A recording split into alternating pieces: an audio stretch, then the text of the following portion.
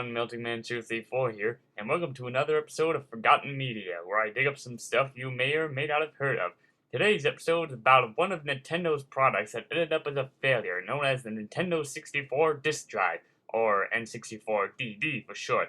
You might know a little bit about it since I mentioned it a few times in my Cancelled Mario Games episode, but this time I'll be going in depth on this one. This was a add-on system to the N64, which was announced at Nintendo Shashinkan Game Show event, now under the name Nintendo World, in 1995 in Japan.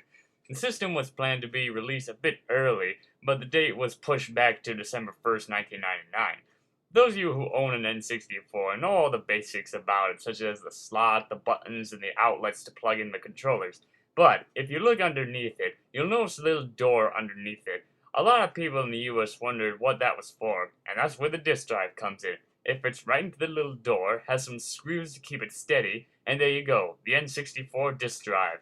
Looks odd, doesn't it? It looks like a Nintendo 64 on top of an old VCR.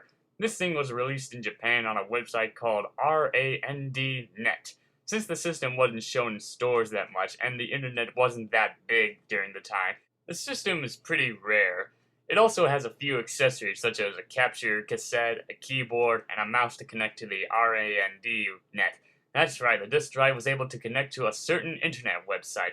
All of these would be used for a modem for the disk drive to connect to that website to discover other games for the system as well as purchasing them. As for the game themselves, they came in these little cases, and the cartridges were kinda shaped like those old floppy disks you put in computers, but they're a lot thicker. Some of the games were expansion packs, like the F-Zero one, for example, which would be added in some new things into the game that weren't in the original. As for the rest of the games, we have Doshin the Giant and the expansion pack version. People in the US will probably remember Doshin as one of the many trophies in Smash Bros. Melee.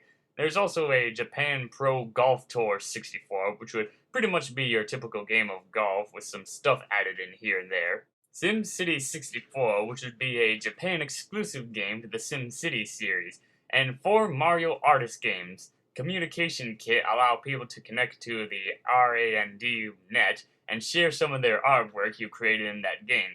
Paint Studio is a bit like Mario Paint, where you can draw your creations the way you want them to look and such. Polygon Studio is where you get to have some fun editing some 3D models here and there. And Town Studio, which was a small game where you get to create some animation and films with your own stuff. Several elements of the game would be incorporated into WarioWare. There is also a feature in one of the Mario Artist games, I think, where you can take a picture of somebody and the game morphs it into different expressions. This would later be tweaked up years later for the Nintendo 3DS. Now, I'm sure you're thinking I'm just showing a handful of games from the disk drive. Nope, that's about it. The disk drive only had 9 games. That's even shorter than what the Virtual Boy had, and that system only had 22 games. The disk drive was considered a commercial failure, probably because that it was released when the N64 was in its twilight days. It also had a poor sales rank, selling very limited consoles on the internet and not into the public's eye. The disk drive was going to be released in the US somewhere in 2000, but since the system failed so miserably, it never made it.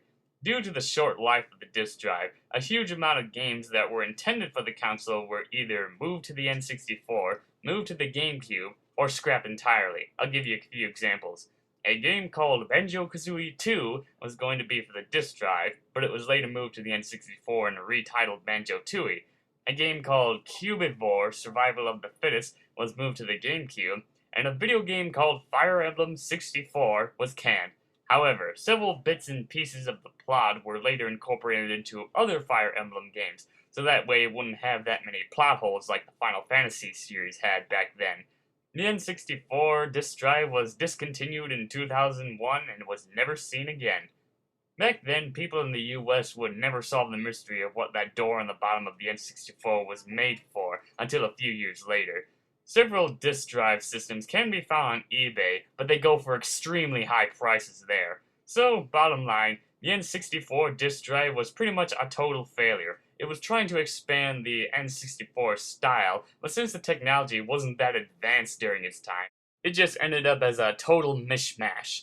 Well, that wraps up this episode of Forgotten Media, so this is Melting Man 234 signing out.